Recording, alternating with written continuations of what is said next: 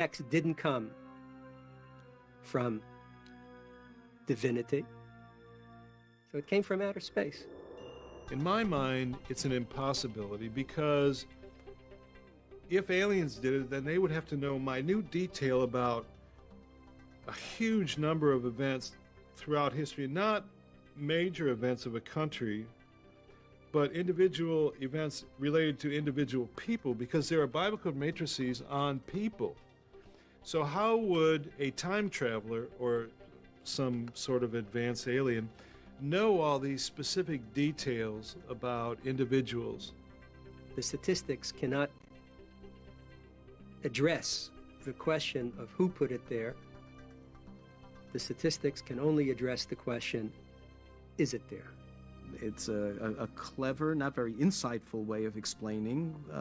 It means that you can write books, as one person has, and not commit yourself to religion, which is not so popular, and get the best of both worlds.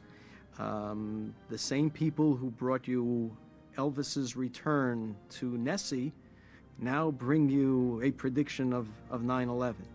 It's great marketing. Most people, hopefully, will not pay too much attention to that. I don't even think there's the slightest possibility that aliens seeded the earth to put us here, or aliens wrote the Bible with the Bible code encrypted in it. O Código Bíblico também faz referência a si mesmo nas expressões Código Bíblico, a Torá foi codificada e muito mais. Uma possível pista para suas origens está descrita na sequência que traz foi feito por computador e a palavra de Deus gravada nas tábuas. The concept that it was kept hidden until the last days when there were computers makes logical sense to me. I think that there's a choice of about three possibilities. One is to completely dismiss it and show somehow that it's false. The second is to assume space aliens gave us the Torah. And the third is to assume that a supernatural being gave us the Torah.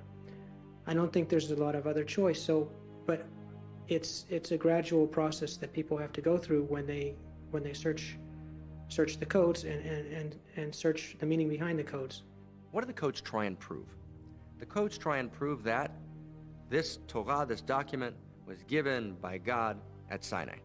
Let me ask you a question. Let's say that someone sets you up on a date. Okay, great setup. You're going to meet them at, I don't know, the Waldorf Astoria in New York City, at 3 o'clock on Sunday afternoon. And you get there, she's not there. But she left a note. And the note says, Dear Matthew, I was here 3,000 years ago. Right? Unfortunately, you weren't here, but I left you a note. And since I really love you, I've left you instructions for living, which will show you how to live the rest of your life. There's a school of thought that this phenomenon is just so overwhelming and the probabilities are so great against this happening by chance that a reasonable human being understands that's not by chance. There had to be a divine author of these codes. More than that we can't say. So this is something that's created by an all-powerful factor. We call this all-powerful factor God. I believe in God personally, and I don't believe he holds back from people. And if you're following his will and you're asking for wisdom and he would help you, and if it was a person 3,000 years ago, then I'm sure God would have allowed him to develop the Bible code very far. He would have had to do it manually. Apesar da incrível precisão do código, os céticos dizem que ele não existe. Será que o Código Bíblico previu eventos históricos fundamentais? Ou será que isso tudo não passa de uma anomalia estatística? Ou será que não passa de um simples truque?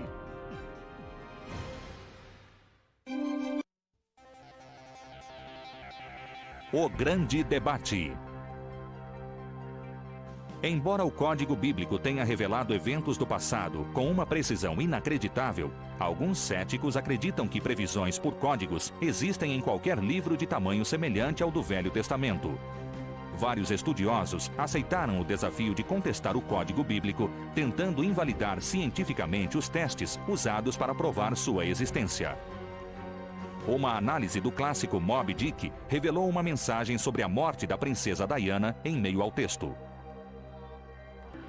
A oposição à existência do código é feita com base em estudos e experiências científicas solidamente embasados, mas não explica alguns eventos que realmente foram previstos antes de acontecer. A previsão, que os defensores do fenômeno apresentam como a comprovação da validade do código, foi descoberta por dois pesquisadores, Moshe Katz e Michael Drosnin.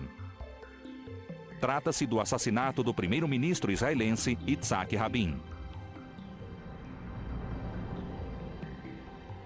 There were instances that some future events were successfully predicted. The most famous case is the prediction or the warning of Prime Minister Rabin assassination, which was given by Michael Drosnin. At the time that this occurred, Yitzhak Rabin was the prime minister of Israel. In this case, they put in Yitzhak Rabin, and they saw the verse that talks about an assassin will assassinate, or a murderer will murder. And it occurred in very close proximity. They both were alarmed and sent letters to the security people, to the Prime Minister's office, in the hopes that some extra precautions might be taken so that this event would not happen. But it did happen. Apesar dos esforços para avisar Rabin sobre o atentado contra ele, o líder foi assassinado em 1995. Os maiores defensores do código discutem se o fenômeno foi um aviso ou se foi apenas uma mensagem descrevendo um dos diversos desfechos possíveis. It is a very basic question. We do not know whether it was a warning or it means that the things necessarily would happen this way, or maybe this is one of the possible variants of the future discussed in the Torah. Um dos pesquisadores do código, sentindo que a previsão do assassinato de Rabin poderia dissipar qualquer dúvida sobre a veracidade do código, lançou um desafio público: encontrar a previsão do assassinato de um primeiro-ministro em Moby Dick. O professor Brandon McKay é um dos principais críticos conhecidos da legitimidade do código bíblico. Ele fez muitas pesquisas a respeito e aceitou o desafio. Unfortunately, when I show pictures of codes and predictions of assassinations and other things in Moby Dick, there are a certain number of visitors to my webpage who decide that therefore Moby Dick was written by God as well as the Bible. Em sua pesquisa, McKay tirou suas próprias conclusões. It's a lot of nonsense. I guess you want a longer answer than that. Well, I've spent a very, very large amount of time studying this. We tried and we tried, we did experiment after experiment. What did we find? Nothing. So as far as we can see, there in fact is no evidence at all that the Bible codes are real. And I have never heard of a single statistician, a trained PhD statistician, who believes in the Bible codes. Alguns defensores do código afirmam que a probabilidade de certas palavras aparecerem em determinada ordem é tão pequena que explicar o fenômeno com o acaso é ignorar os elementos fundamentais da estatística. Look, you get a small probability in Moby Dick and you get a large probability in the Torah text. You see, it doesn't mean anything. This is not an experiment. This is a parlor trick. And McKay is nothing more than a magician. We have found so many codes that are statistically off the charts that we've already shown that there's something here that couldn't have been random.